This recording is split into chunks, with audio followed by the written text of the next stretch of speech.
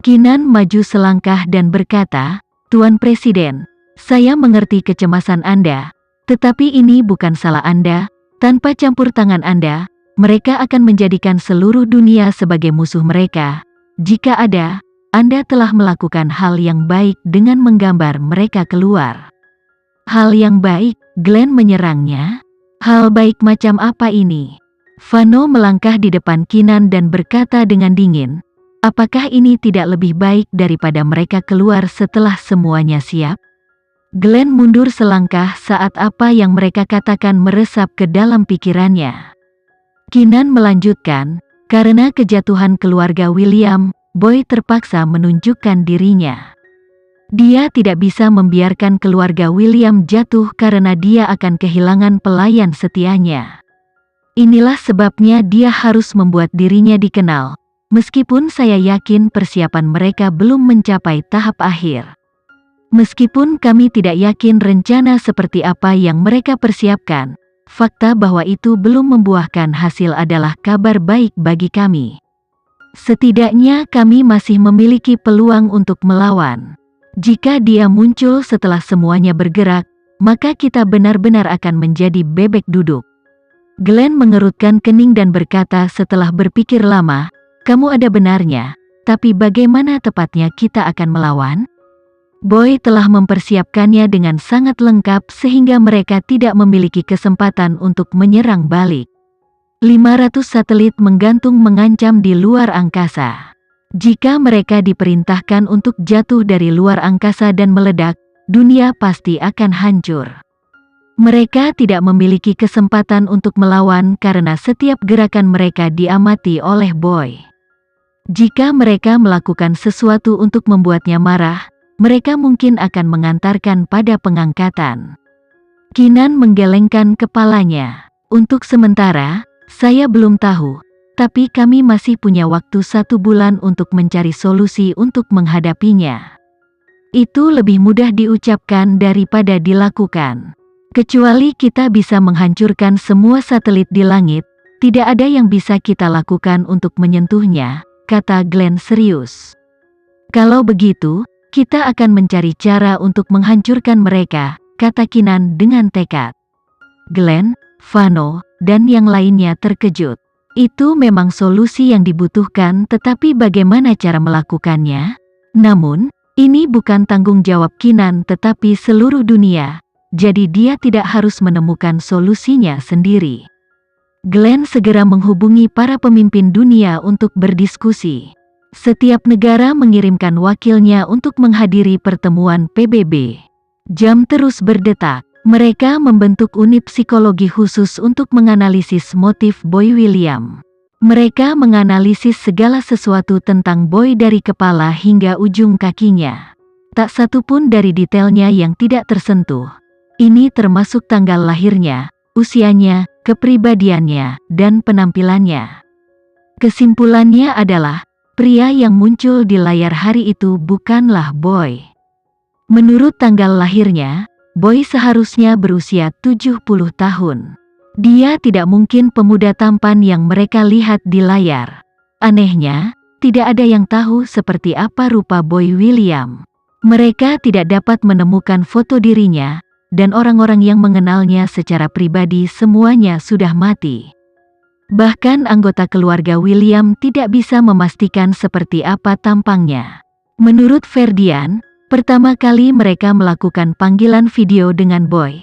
Seperti itulah penampilannya dan penampilannya tidak pernah berubah selama bertahun-tahun. Oleh karena itu, mereka yakin bahwa itu adalah Boy, kejeniusan keluarga William. Karena dialah keluarga William bisa naik pangkat begitu cepat untuk menjadi yang terkaya di negara mereka menemukan bahwa pengaruh Boy dapat diamati selama bertahun-tahun. Panti asuhan dan situs peluncuran adalah semua idenya. Semua satelit yang diluncurkan dari pangkalan itu dibuat oleh Boy. Bagaimanapun, dari cara Boy dan anak buahnya berbicara tentang Boy, semua orang sampai pada kesimpulan yang sama, Boy tidak dapat disangkal adalah seorang jenius. Beberapa dekade yang lalu, Kejeniusannya yang super memungkinkan dia untuk membuat pesawat ruang angkasa dan dia sendiri yang mengambilnya dan bermigrasi ke luar angkasa. Kemudian, dia menetap di sebuah planet dan tidak pernah terlihat lagi secara langsung. Perintahnya kepada keluarga William selalu datang melalui video. Untuk mendominasi seluruh dunia, keluarga William bersedia tunduk pada setiap keinginannya. Ketertarikan pribadi Boy dan bakat luar biasa menciptakan kultus yang berpusat di sekelilingnya.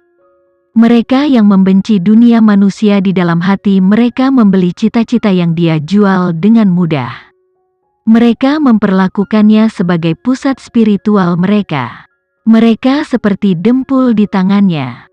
Lebih jauh lagi, Boy sebenarnya memiliki kemampuan untuk menghancurkan seluruh dunia. Jadi kesetiaan mereka tidak bercacat. Seiring berjalannya waktu, kekaguman mereka terhadapnya mendewakan dia dalam pikiran mereka, dan dia menjadi sosok seperti Tuhan dalam agama pemujaan mereka. Kekaguman, berbatasan dengan penyembahan, nada ketika mereka berbicara tentang Boy tidak bisa dilewatkan. Boy seperti Tuhan mereka, Tuhan yang tak tertandingi.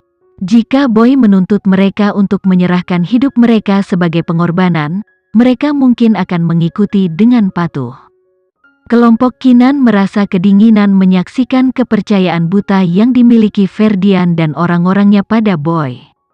Bukan hal yang baik untuk menyadari bahwa Boy memiliki karisma seperti itu. Ini karena ada banyak orang seperti Ferdian di dunia. Jika mereka semua mulai menyembah Boy William, maka dunia ditakdirkan untuk berakhir. Oleh karena itu, banyak negara memutuskan untuk tidak mengungkapkan informasi apapun tentang Boy William. Namun, spekulasi publik tentang Boy belum berhenti. Meskipun tidak banyak informasi tentang dia yang dirilis ke publik, ada kelompok pro Boy William yang terbentuk. Tujuan mereka adalah untuk menyerah kepada Boy dan melayaninya dengan setia. Kesimpulannya, penampilan Boy telah membuat seluruh dunia kacau balau. Mungkin dunia yang damai ini akan menyambut anarki yang tidak terduga. Apakah hasilnya akan baik atau buruk?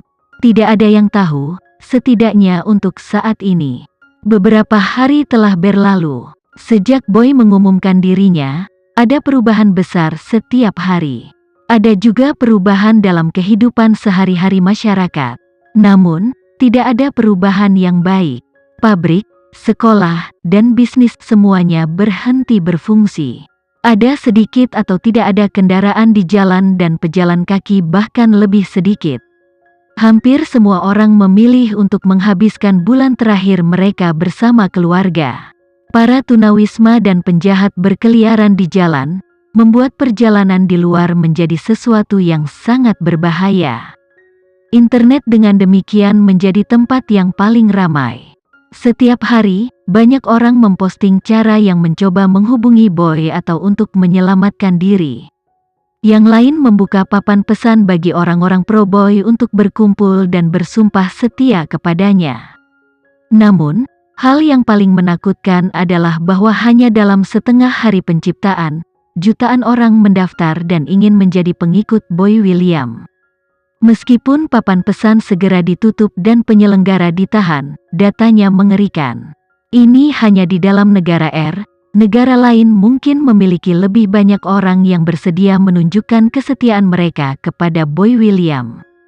Jika orang-orang ini diizinkan untuk berkumpul bersama, maka konsekuensinya akan sangat buruk. Oleh karena itu, PBB hampir setiap hari mengadakan pertemuan, menganalisis berbagai data, membahas cara mengatasi krisis khusus ini. Setiap negara sibuk setiap hari, namun, sebagian besar upaya ini akan sia-sia karena tidak peduli seberapa keras mereka memeras otak mereka, tidak mungkin untuk menghapus semua satelit itu dari luar angkasa tanpa memberitahu Boy William tentang niat mereka.